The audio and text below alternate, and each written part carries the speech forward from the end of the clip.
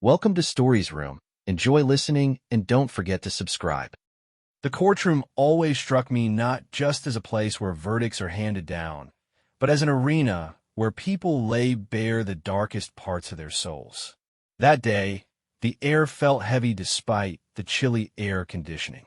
I, Alan Parker, sat at the long plaintiff's table, aware that I might need to become a predator just to survive. On the other side of the room sat my former love, Fiona Parker, legs crossed, tapping her expensive high heel on the wooden floor in a display of supreme confidence. Her face was carved from marble, cold, self-assured, almost indifferent. Fiona was accompanied by her newly minted boyfriend, a corporate lawyer named Travis Davis. He lounged in his chair from time to time, smiling at her like they shared some secret conspiracy. Everything about them suggested they had already buried me. My lawyer, Kevin Lawson, leaned in and whispered, "Don't worry, Alan. We're ready." I nodded, though my stomach was in knots. The upcoming hearing was not just a divorce proceeding. It was the culminating act of a war Fiona had waged against me. Only 6 months had passed since I discovered her betrayal, and my internal wounds hadn't healed. I couldn't shake the feeling she was plotting something bigger than just humiliating me financially. When Judge Harper entered and took his seat, everyone rose.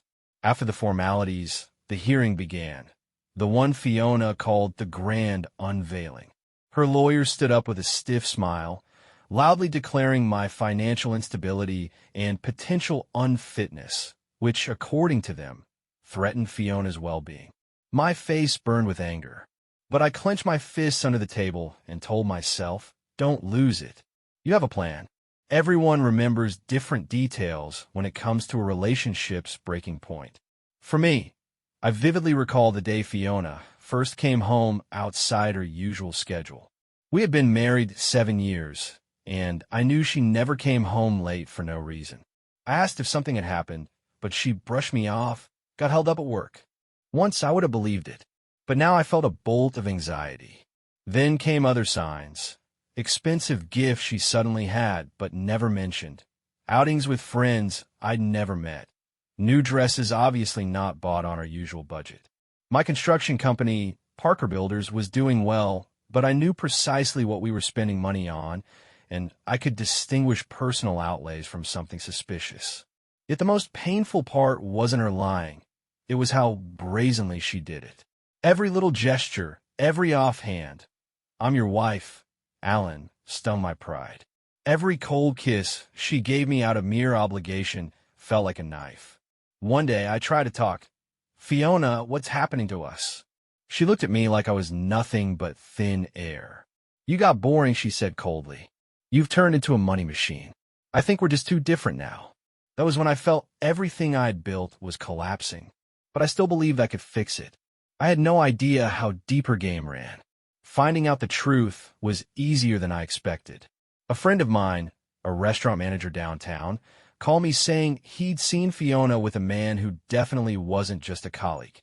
It was Travis Davis, self-confident, selectively gallant, and wealthy. However, money didn't seem to be his main motive. Looking at Travis's history, I realized he was an expert at using women just as much as they used him. With his powers of persuasion, the status of an ambitious corporate lawyer, and connections in several successful companies, he had a knack for shaping circumstances to benefit himself.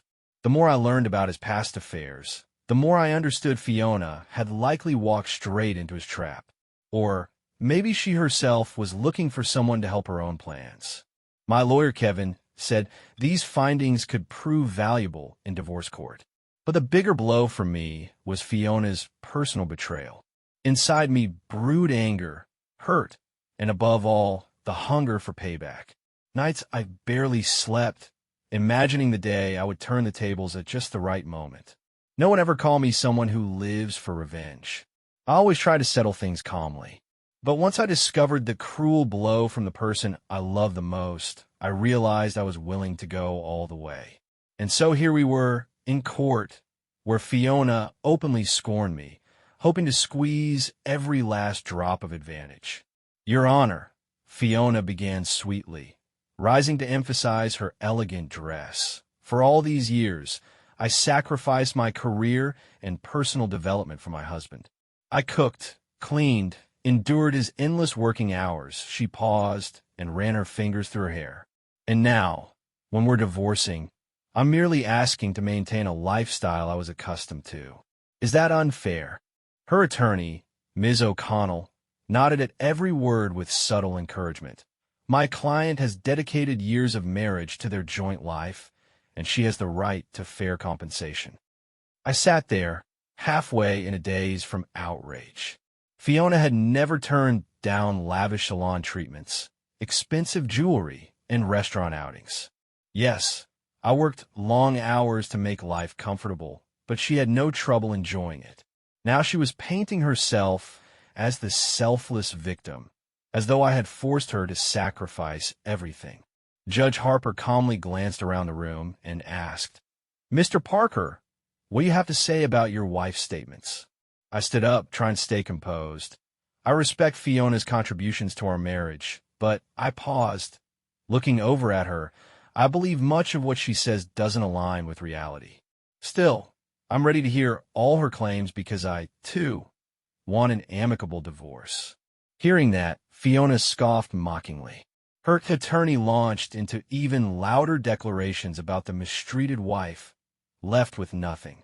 My mind was screaming with rage, but I kept a lid on it. Let them speak. My moment will come. Over the course of our marriage, we'd become joint owners of my construction company. On paper, Fiona was a co-owner, though in reality, she had no role in management. She was now using that against me, claiming that her own initial capital was involved. I financed most of it, she declared confidently. My savings went into the business. I don't want to be left without my fair share. Judge Harper flipped through some papers on his desk. The documents indicate that Mr. Parker contributed significantly more. Do you have anything to add? For a moment, Fiona lost her composure, but quickly regained it. Documents can be misleading. I was there, working tirelessly in the office, choosing suppliers. She raised her voice. It was all based on verbal agreements, and I relied on trust. Her lawyer nodded, urging the court to believe her. But I remembered the real story. I'd built the company from scratch, signing contracts, driving to job sites. Fiona mostly posed for promo photos, wanted to be the public face of the firm. Yet I had no doubt she'd keep lying to get the biggest slice possible. It stung to see Fiona acting so brazenly. But I knew my moment to strike was coming. Before the court date, I'd spent months scrutinizing our finances.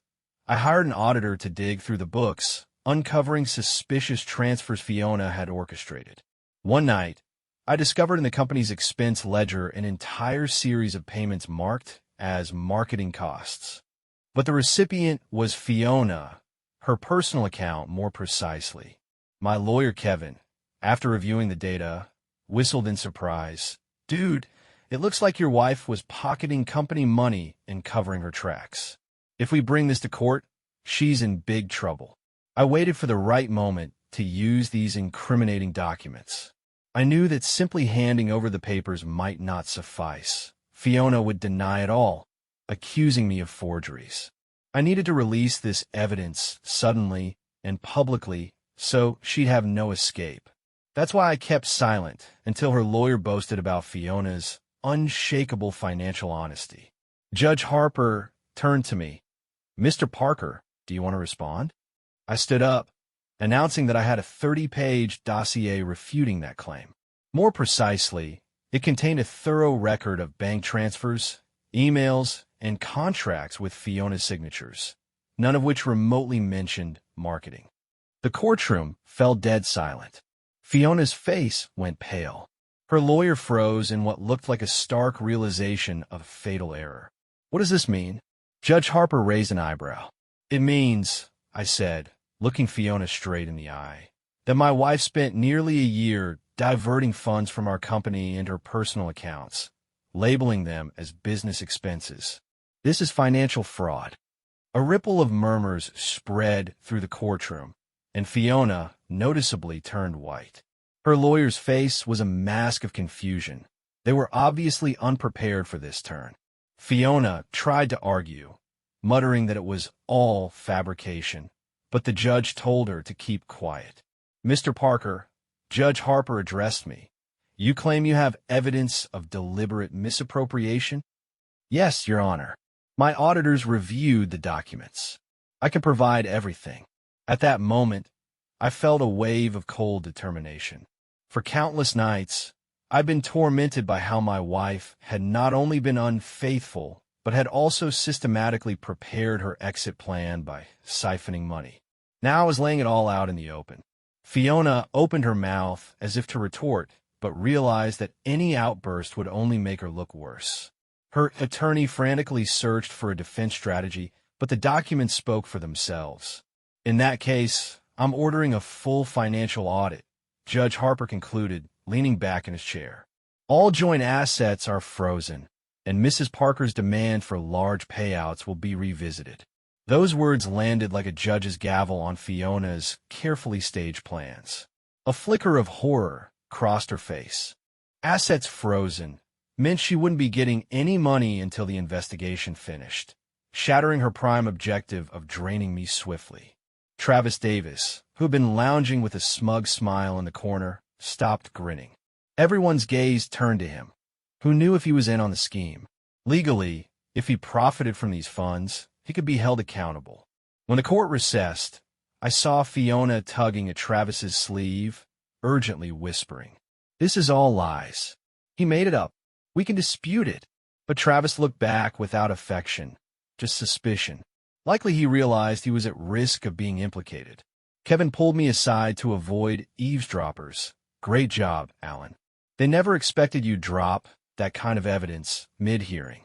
But don't relax. Fiona might still pull something." I nodded. Victory wasn't secure yet, but how satisfying it was to see her overconfidence crumble. For the first time, I saw genuine fear in her eyes, as though she couldn't grasp how I'd found so much incriminating data. She seemed to trust Travis less than ever. A bitter note of satisfaction filled me. The tremor in her face was some measure of payback for the humiliation I'd endured. After the recess, the hearing resumed, but didn't advance. Judge Harper postponed the decision to review all the documents. That suited me fine. I no longer felt rushed. Fiona, on the other hand, lost her best weapon, loud accusations. Exiting the courthouse, a cold wind blew despite the bright day. I glanced at my reflection in the mirrored facade of the building across the street. Sharper cheekbones, a tense jawline, eyes full of determination. I was no longer the meek, accommodating husband willing to endure anything for the sake of marriage. I was burning with a desire to restore justice and put Fiona in her place. On the way to my car, I caught myself feeling an unusual sense of confidence in everything I did. After our separation, I had worked on myself. Intense training, dropping bad habits, cleaning up my diet. Once I was simpler, softer. Now, I felt powerful, shaped by the fact I hadn't just been broken. I'd been forged. And I intended to use that not only in court, but in every aspect of life. Sometimes, gripping the steering wheel, I was assailed by memories of how passionate Fiona could be in bed. Before she met Travis, we had nights full of wild abandon and mutual desire. She knew how to excite me with a single look, to bring me to trembling just with words. I was consumed by our passion, and in those moments we seemed to dissolve into each other. Naturally, recalling those happier times only amplified the pain of her betrayal. I pictured Fiona doing the same with someone else. I felt both disgust and jealousy, though I knew I didn't want her back. Deep down, there might still have been an imprint of old love, but now it burned like hot metal. And yet, on some level, I remained a man with desires that didn't vanish along with my marriage. The thought that one day I would find a new spark intrigued me. Where, when, with whom? For months, I forbade myself to think about it, but now I felt myself opening up to new possibilities. A few days after the first hearing, I was at home, surrounded by auditor reports. I needed to verify every figure, every piece of evidence, to be ready for the next court round. Suddenly, the doorbell rang. When I opened it, I saw Fiona. She didn't look like the self-assured woman in court. Her hair was thrown up carelessly, her eyes exhausted. "Can I come in?" she asked quietly. Part of me wanted to slam the door, but curiosity won out. Maybe she was here with some new provocation, or had she decided to confess?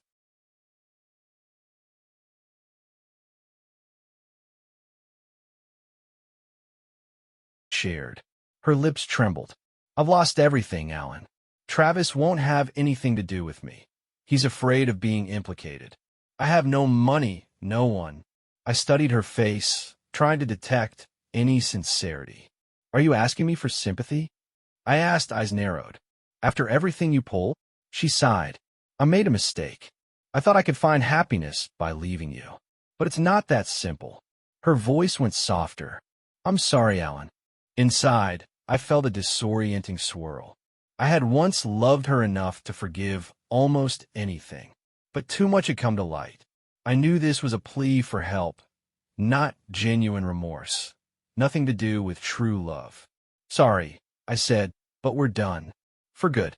She stood there in my foyer, where she once reigned, now a stranger. Her eyes filled with tears, but I felt no pity. All I saw was a woman who had betrayed me twice. Once in love, once in finance. Politely but firmly, I asked her to leave. She left without a scene. But before the door shut, I heard a sob. Maybe for the first time, Fiona realized she was losing everything irreversibly. Ironically, the very next day after Fiona's visit, I got a call from an old acquaintance, Ashley Scott, a PR manager at a major corporation. We'd crossed paths through work, but never talked closely.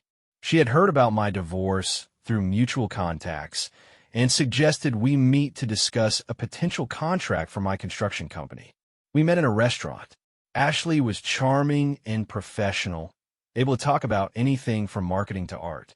I noticed her glances, which hinted at more than mere business interest. After we signed a preliminary deal over dinner, I leaned back in my chair.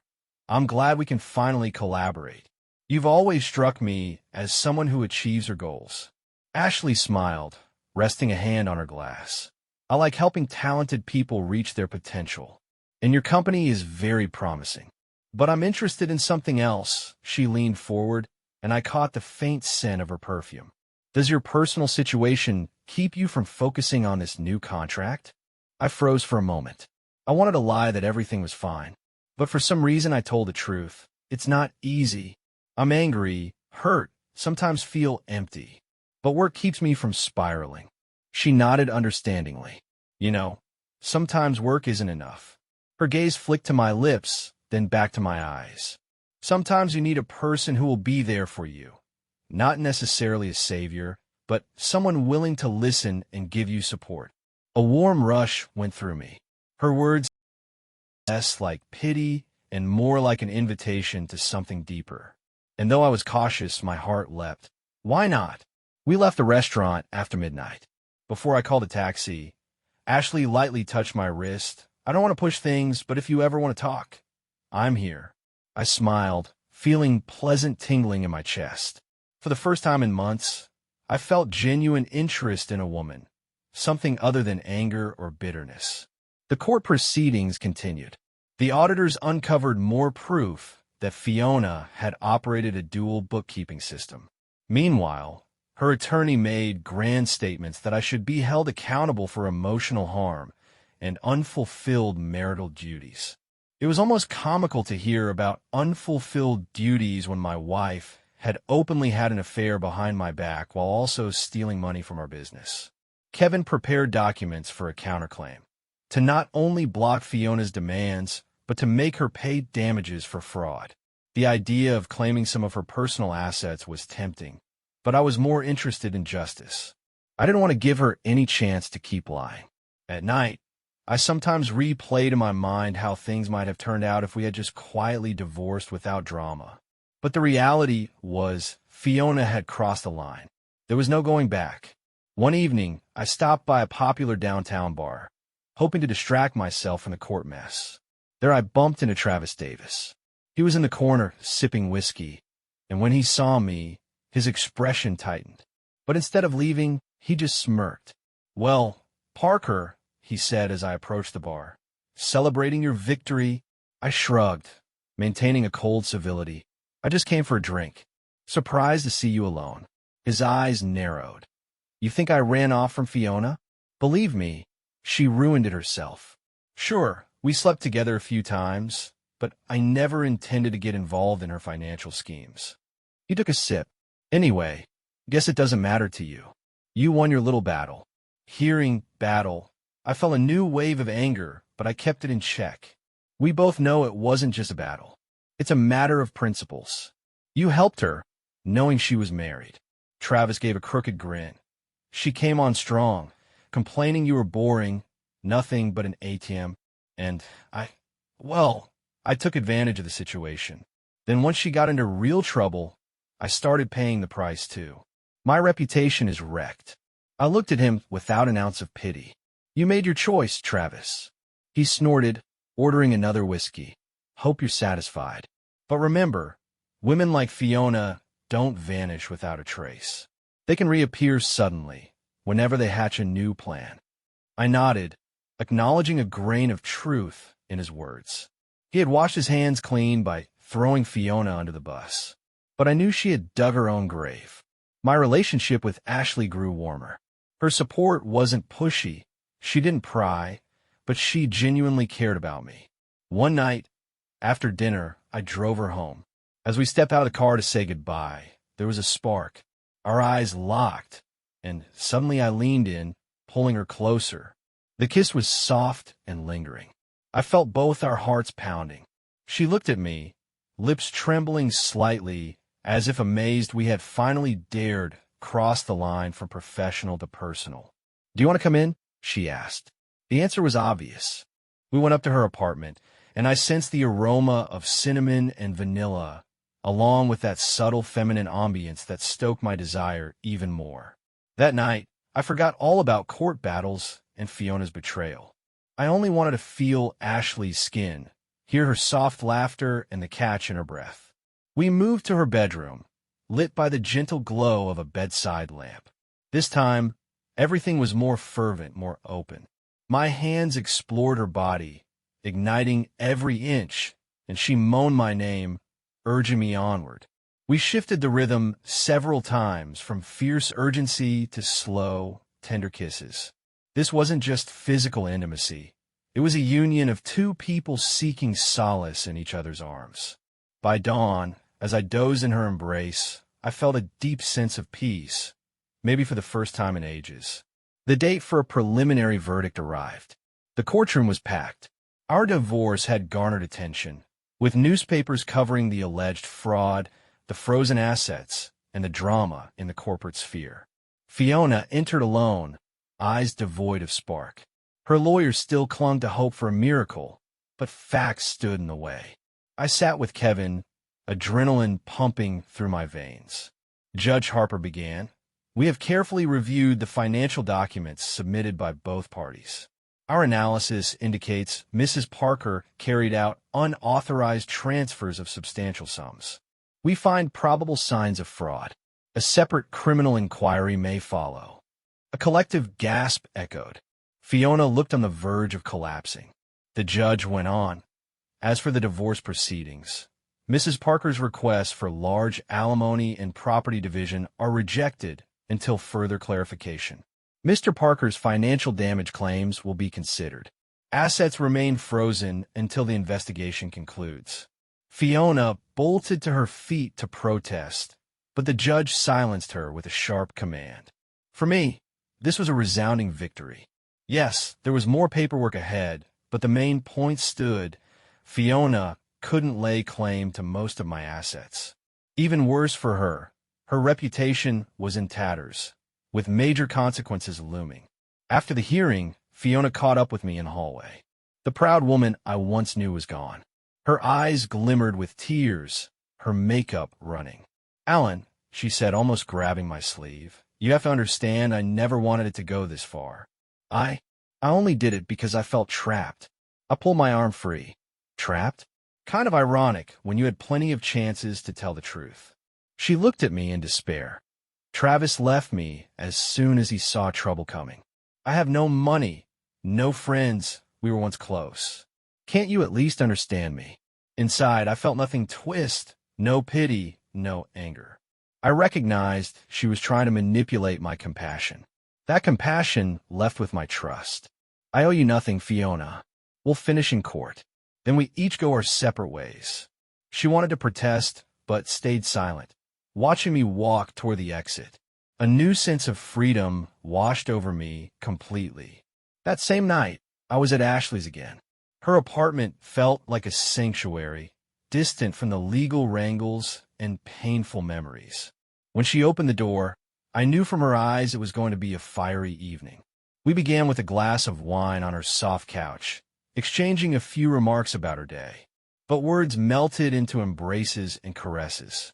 Ashley in a thin silk robe looked graceful and alluring, and when I brushed my lips against her neck, she arched with a low moan. A surge of desire rippled through me. I wanted to take in all her beauty and lose myself in her warmth. We moved to the bedroom, leaving a trail of unbuttoned clothing behind. This time, everything was even more intense, no hesitations. My hands traced the curves of her body, and she whispered my name as we explored each other's limits. We switched between wild release and slow, languid touches, culminating in a deep union that made time and space disappear. It was physical pleasure, yes, but also an intimate bond where two people found refuge in each other. By early morning, as we lay side by side, I felt a serene contentment. The agony of my failed marriage was finally overshadowed by a new kind of warmth. Renewed and re-energized, I continued to push the case to its conclusion. It turned out Fiona had multiple overseas accounts she used to stash funds, some possibly arranged by Travis exploiting legal loopholes. But there wasn't enough to formally charge him. He slipped away, leaving Fiona to face the fallout alone. While the criminal dimension remained unresolved, the civil divorce wound down. I managed to keep control of my company. The judge ruled that Fiona's share was minimal and would remain frozen until the criminal investigation ended, which meant she couldn't seize the business I had invested my entire life into. When the date for the final hearing arrived, I was prepared to close this chapter. At the final divorce hearing, Fiona didn't appear. Her lawyer said she was ill.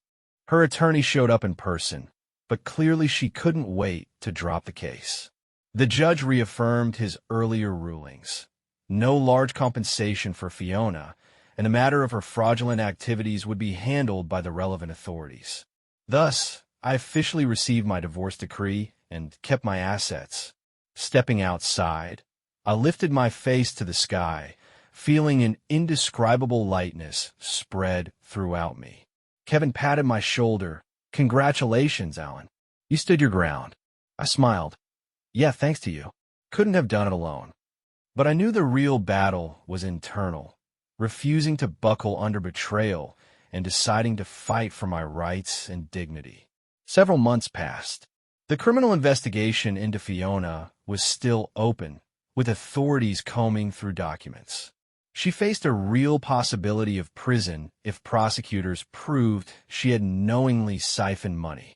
Rumor had it she'd moved to a cheaper district, staying with a friend. Travis disappeared. Maybe he found a new victim or ended up in some shady business. Meanwhile, my construction company thrived, and I landed large contracts. Ashley and I appeared together publicly, though we took our time to avoid stirring gossip. But inside, I knew our bond had grown beyond a business partnership. One Friday, we attended a corporate event with many influential guests. Walking beside Ashley, I felt proud and inspired. No one here saw me as Fiona's husband or the divorce victim. They respected me as a professional who had overcome a painful betrayal. Late that night, as Ashley and I headed home, she gently touched my arm. "You know, Alan, I can see how much you've changed. At first, you seemed like a wounded animal cornered by betrayal. Now you're free." I smiled. "Yeah, I feel it too." like I found myself in the ashes of my old life. She gave me a playful look. "Aren't you afraid to trust a woman again after everything that happened?" I pulled her closer, feeling her warmth. I realized not everyone is the same. "You're different. I believe now it can turn out better." We stood under a streetlight, looking at each other as if no one else existed.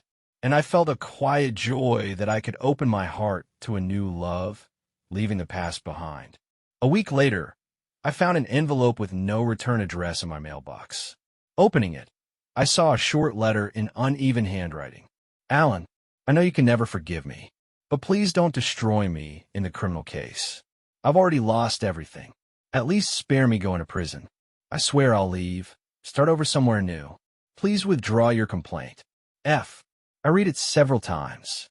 The only thing I felt was a small twinge of regret it had come to this. But I wasn't about to interfere with justice. She'd made her choice. Closing the envelope, I tossed it in the trash, and I realized I was ready to place the final period. There was no longer room for this woman in my life. From now on, she'd have to face the law, not me. When everything finally settled, I realized I was standing on the threshold of a new life. My construction company was expanding, and there were plenty of big projects on the horizon. More importantly, I had a woman by my side who inspired me to aim higher. The thirst for revenge, which had fueled me for so long, began to fade, replaced by a drive to build a better future. One quiet evening, Ashley and I were sitting at my place, sifting through new project plans. Later, we just watched a movie, curled up on the couch. I thought back to how not long ago I'd sat in that same spot, torn apart by pain and resentment. Now it felt like a distant memory. A wave of calm washed over me. I had defended myself, refused to be broken, and discovered a renewed sense of love. Each morning I woke with a yearning not for vengeance, but for creating, building, living. And I knew the best was yet to come. So ends the story of my marriage, one rife with betrayal and deceit, yet it opened the door to a new life. Fiona Parker landed in the wreckage of her own scheming. Travis Davis, who thought he could outplay me easily, fled at the first whiff of trouble. But I, Alan Parker, stood firm and emerged stronger than ever. Everyone makes their choices. Some pick the easy path of lies and manipulation and one day pay the price. Others choose honesty and persevere, no matter the sleepless nights and frayed nerves. Yet if you refuse to give in and don't lose yourself, if you face betrayal head-on, you might find not only justice in the end, but something greater, a new love, new victories, a new life. And perhaps that is the greatest revelation I took from this saga. Each of us is entitled to a second act. But remember, you must earn it through sincerity, determination, and the ability not to look back when all that's behind are the ruins of past mistakes. That's the end of our story. Make sure to subscribe to our channel to stay up to date on new stories and share this video so others can discover these great stories too.